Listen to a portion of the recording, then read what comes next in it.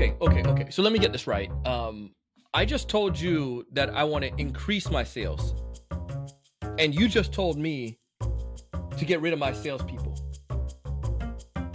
That doesn't make any sense. No. I don't understand that.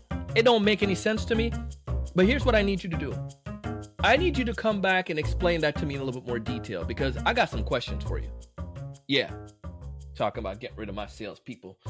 Shoot, must be crazy.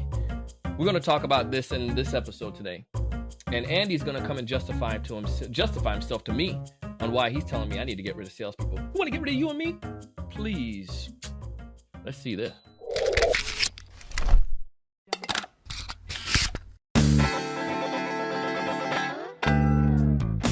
Hey, everyone. Welcome to another great episode of the Sales Evangelist Podcast.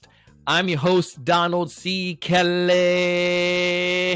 the Sales Evangelist. And I'm so excited for another great episode. I'm so excited to be here with you today. And on this episode, we have Andy Buyting. He is the CEO and founder of Tulip Media Group. And as you can see in this episode, he has this wonderful, his jacket there that he's able to help brand himself, is that the Tulip organization. And if you're a red tulip amongst all the yellow tulips, how much you would stand out. That's what Andy is going to tell you a little bit more about. But here's the thing, though. Andy and I had a conversation, and he said he has a book tied around this concept about how we can increase our sales independent of salespeople.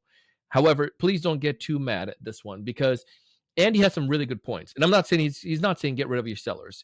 He's going to tell us how he did it, though, in his organization, how he created an assembly line, so to speak. A process which was able to reduce the redundant task and to get more leads for his salespeople so they can actually get more done. Listen to how he breaks it down and go through the process. It's fascinating, and I think you could find benefit from it. In the resources today, we have two books, Andy's book and also another book by Justin. Justin was on our podcast a while back, and you'll hear more about that. But let's dive in. Andy, welcome to the show. Thank you, Donald, for having me. I'm excited. This is going to be great. I'm really looking forward to this conversation because, as you know, business development is absolutely one of the most important things for any sales professional, because that's what you're doing on a day-to-day basis, bringing people to the funnel so they can get access, learn about our organization. But you have the strategy that you believe that we should be focusing in as specifically as a strategy, not just as seeing it as blah. We need to be focused on this. And we're going to be talking about that assembly line concept that you have and breaking that apart and getting an understanding of how we can do this, especially as sales leaders and individual contributors. Before we dive into this, though, why don't you take a second and tell us a little bit more about what you do on a day-to-day basis besides, charm us with the beautiful jackets? Well, we are Tulip Media Group. So, the jacket is, we help you become the red tulip in the sea of yellow. And so what we do at Tulip Media Group is we help, small, medium-sized, and larger businesses. We help companies. We focus in the B2B space, but we help them grow and develop their business development process. And we help them by developing a business development process that works, that's simplified and works. And also we help them by implementing, develop the strategy, but also implementing the strategy and execute on the strategy that will provide them with qualified leads in our attempts to automate a good part of the business development assembly line that we're going to be talking about. So we work with client partners, organizing around their digital strategy and implementing their digital strategy so that they have leads coming to them on a regular basis, marketing qualified leads coming to them on a daily basis that will help them grow their business. Fantastic.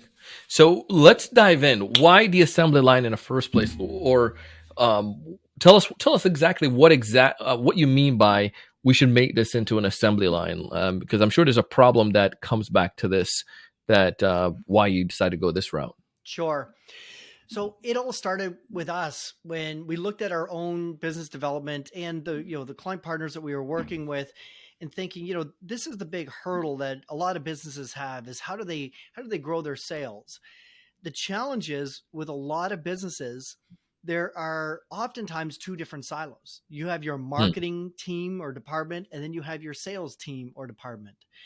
And I grew up believing that you could solve almost anything with the right marketing. I'm very passionate about marketing, and the right marketing message can make sales go so much easier. And looking at this situation in most You know companies, the funny thing with that too. yeah, So, and this is why you marry both of these two, because I yeah, grew up like thinking as a sales professional, you can you can fix anything with a hammer, right? And a hammer is a sales hammer. yeah, Like just sell more, try to get more lead, you try to go out and call more people to get more appointments. But it's funny, you know, like how we come from both of those angles, and you think about how many sales department and marketing department are thinking the same exact thing. The problem, yeah. we need to fix it. We need more, do better sales. We need to fix it. We do better marketing, but clearly there's something else here. But Well, I just thought that would be fun to make a note of. but you're absolutely right. That does work, and I've done a lot of sales over the years, and it is, harder, hammering that sales hammer harder. And the challenge is what ends up happening. Oftentimes, you said it right there. People come at it from different angles, and they have two different viewpoints, and they work in a bit of silos. They work in silos for too often, where marketing is there to support sales, but doesn't feel like they should be driving sales, is wondering what marketing's doing wrong, and they don't work together. Hmm. And I looked at this and thinking that so many companies have this phenomenon going on, when if you actually marry sales and marketing into one business development strategy, because at the end of the day, what the definition of success is new clients signing contracts, or new sales happening, and sales growth happening for the company. But yet marketing all too often consumed in their silo, and sales is consumed in their silo. And what I find, I come from it, from a marketing standpoint, that sales does work, but I find if it's just sales, just beating the sales hammer, it can get quite expensive too for a company. And It we sure can. we grew our company in the early days with the old fashioned smile and dial sales team of 7 salespeople and a sales manager, and it was an expensive payroll to keep going, to continue for the results that we were seeing in the early days.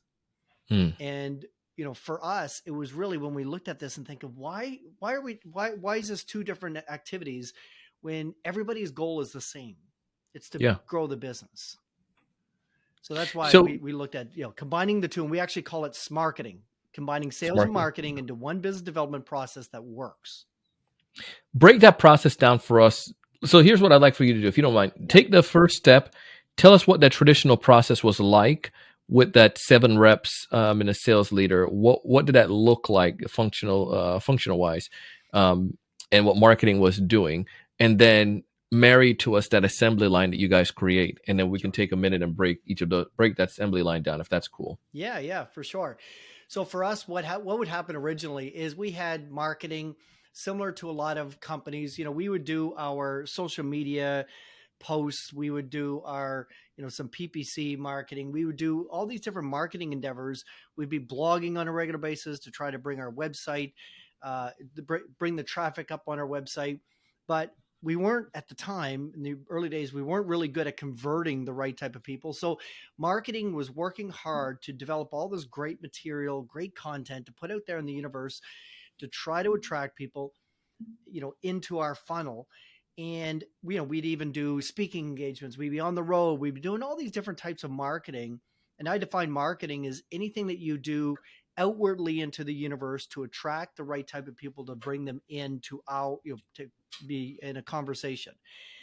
But we would attract some people, potential clients this way, and then we'd be handed over to the sales department, and the sales department would start calling and would start making these appointments and these meetings.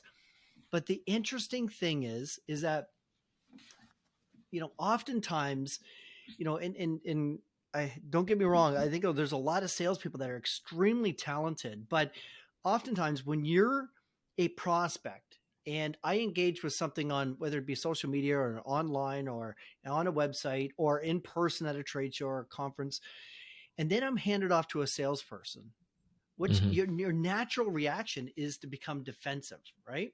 Yep.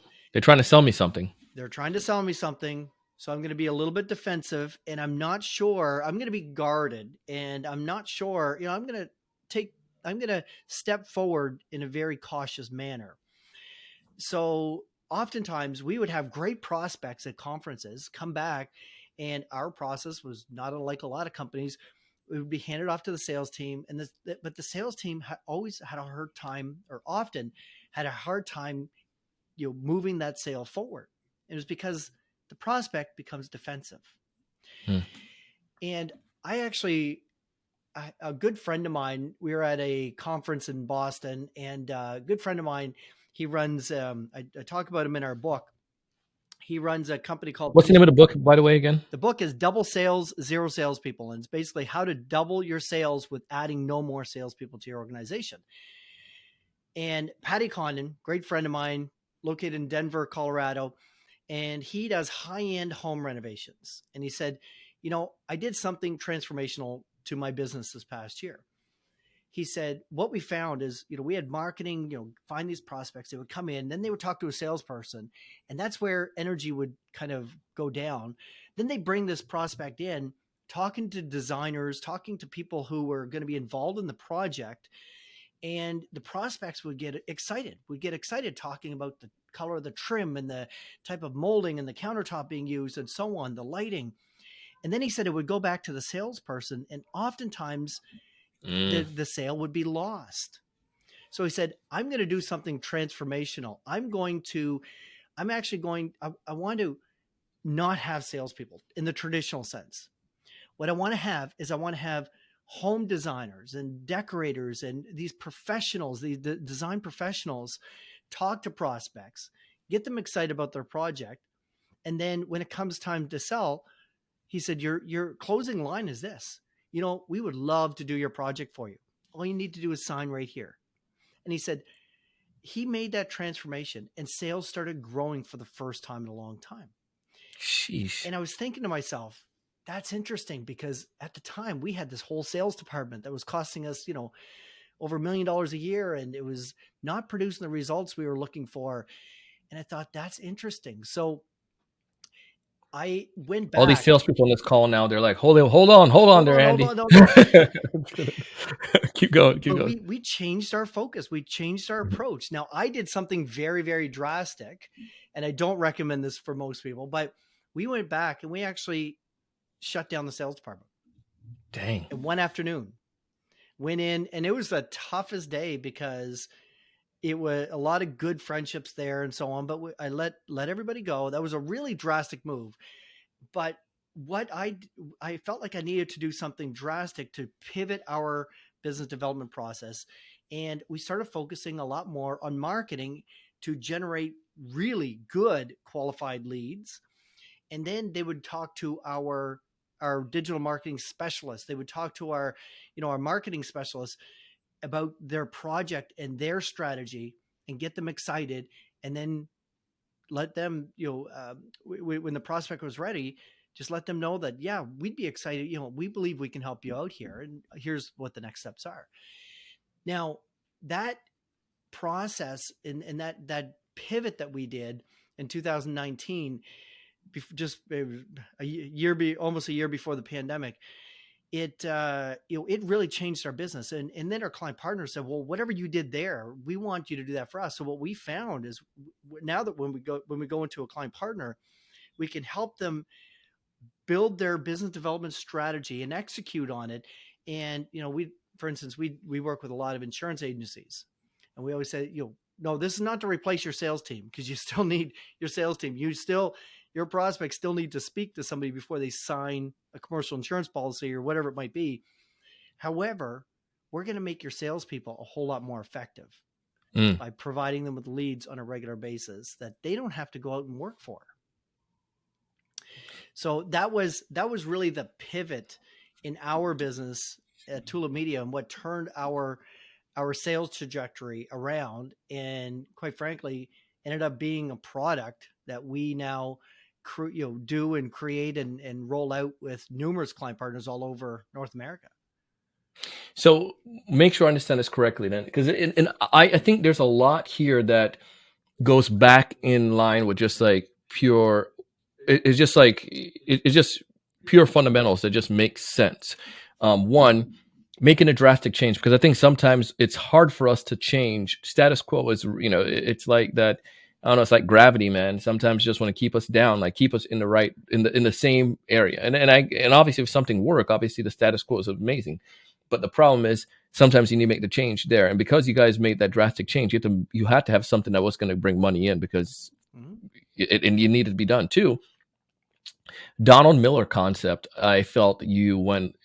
I feel I hear here, and Donald Miller obviously borrows that from Joseph Campbell's The Hero's Journey, Mm-hmm. where your salespeople, the consultants, I would say, or the digital marketing specialists, or those individuals internally became the guides. Mm-hmm. And it wasn't more about how much money I'm going to make in this project as far as commission is concerned. It was more so they became salespeople without necessarily putting on a sales traditional hat because they were selling the ideas, selling the solution, selling the outcome Yeah. without being salesy, but just talking to people.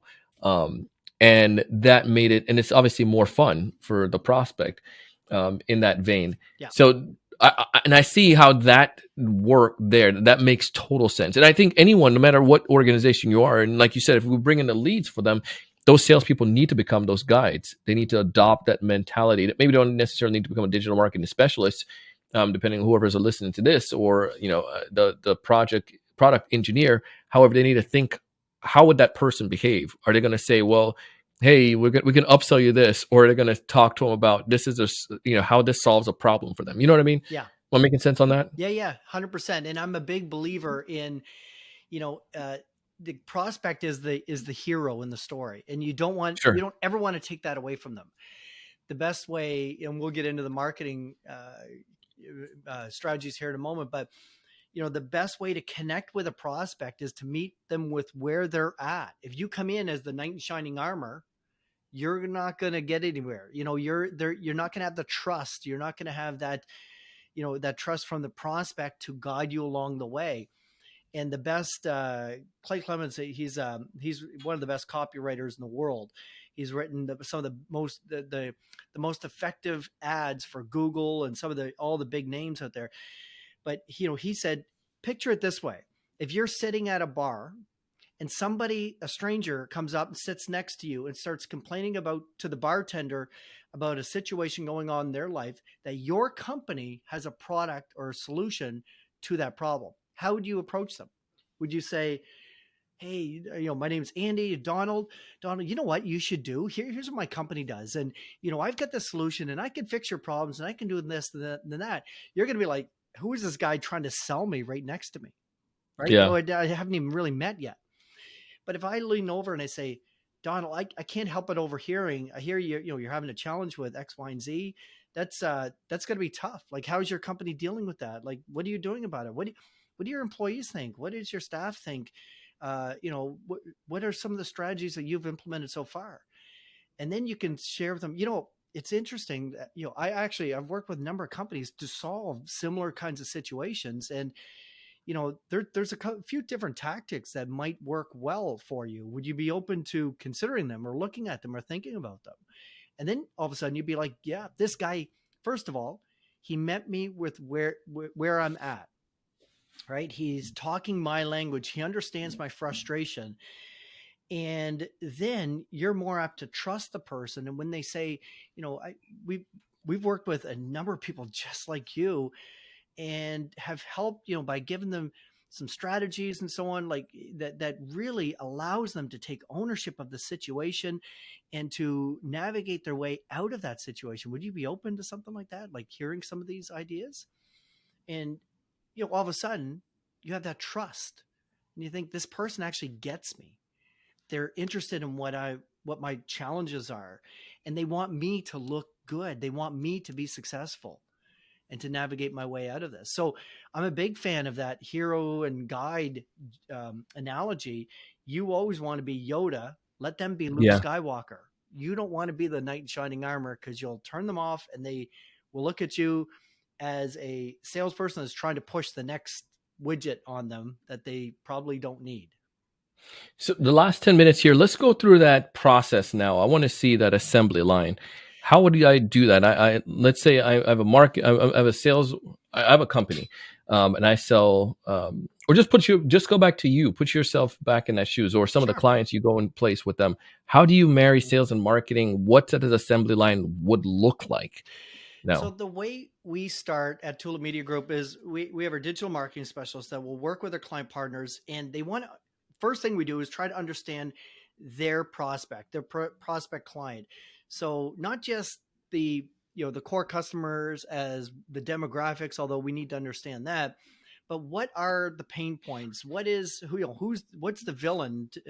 Speaking Donald Miller's language, what's the villain? What's their external problem? What's the internal problem that they're trying to solve?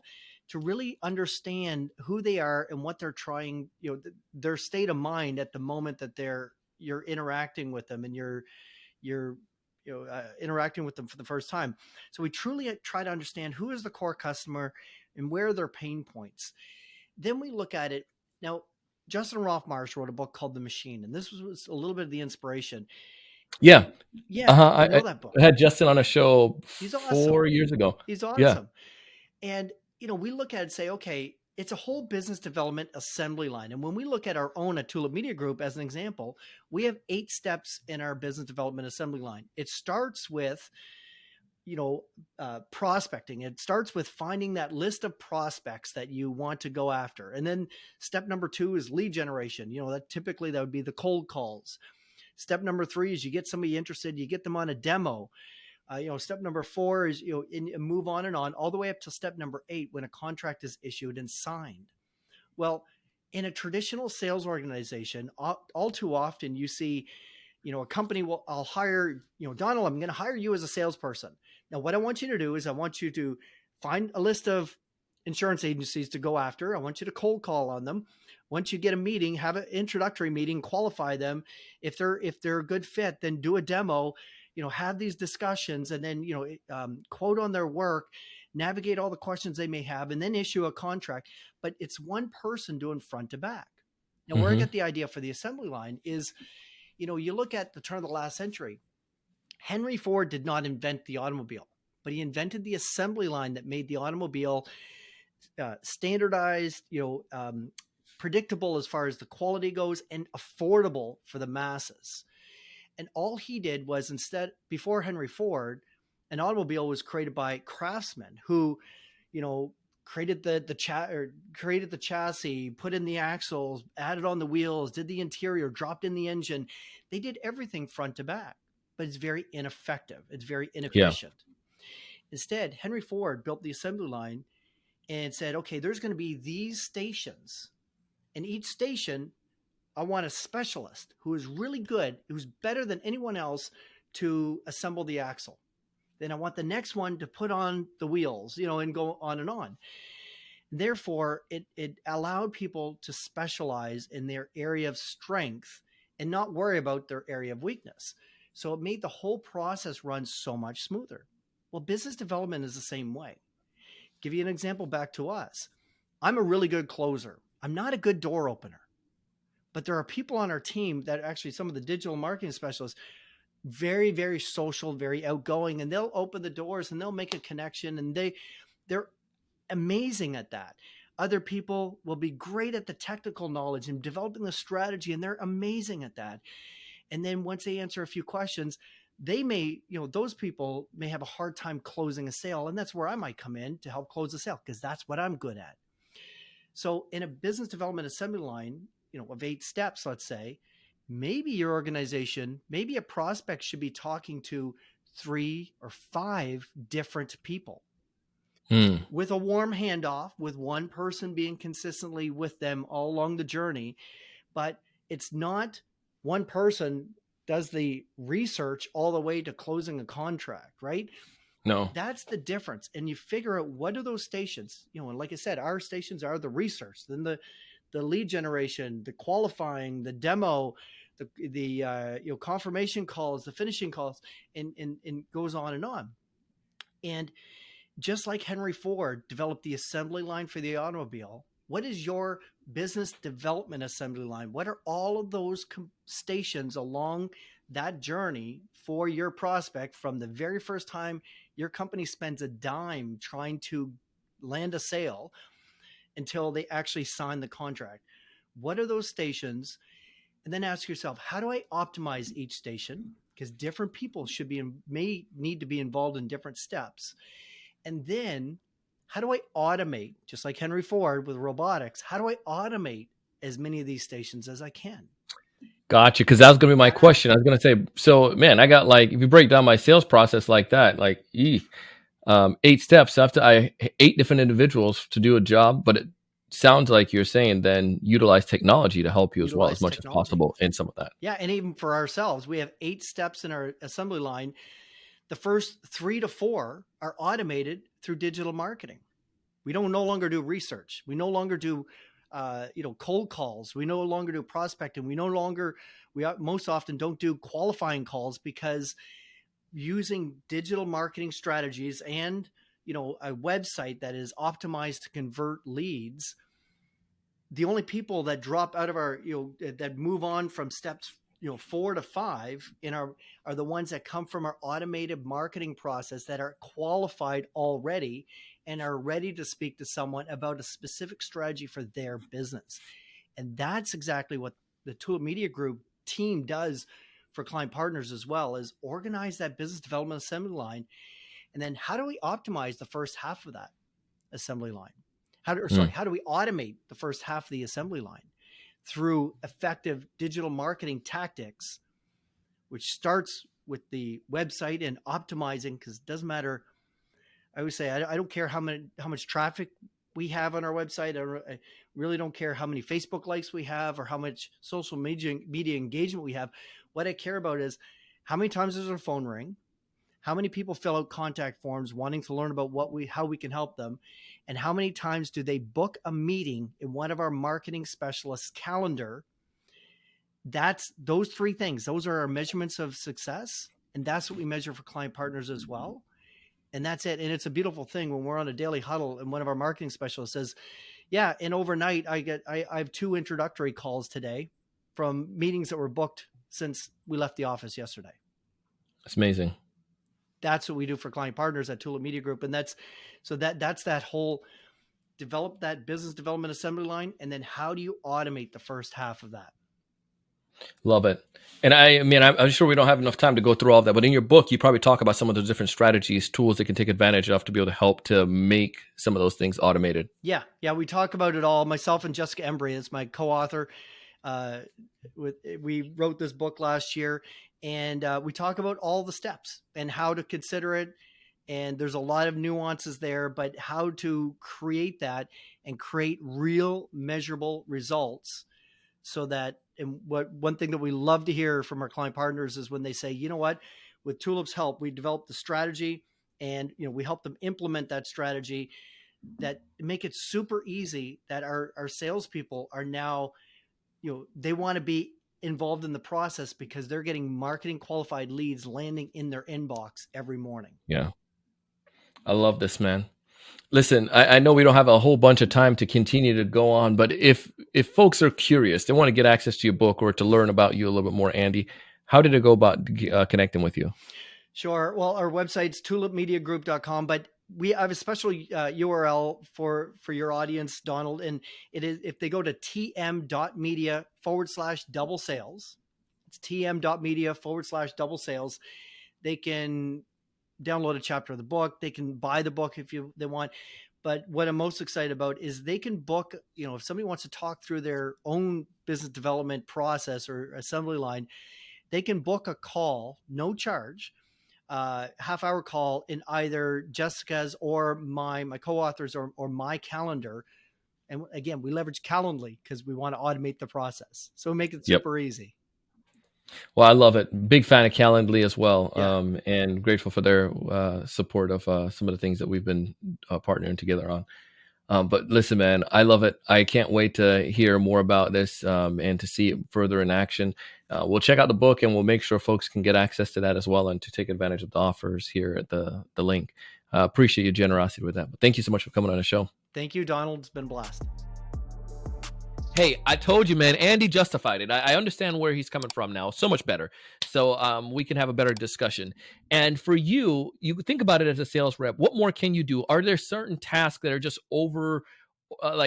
redundant task that you are doing that we could automate and help you to make sure you're focusing on the things that matter the most and to do more effective conversation. If you're a BDR, what else can you do to make sure that you're having meaningful conversation with the right prospect? Sales leader, how can you help with this? So all of this, I would love for you to take it back, check out a book, and also check out Justin's book as well. We have it in the show notes.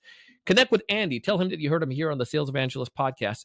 And if you haven't done so, subscribe to the podcast. Leave us a rating and review. It would be greatly appreciated.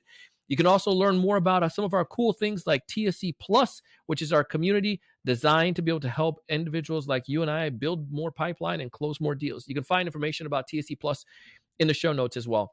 As always, I want you to thrive. I want you to succeed. I want you to take advantage of the opportunities our sponsors are giving you. I want you to be able to find more of those ideal customers and build stronger pipe, and I want you to close a higher percentage of those deals. I want you to raise your level of thinking and go out and do big things. Thank you so much for watching.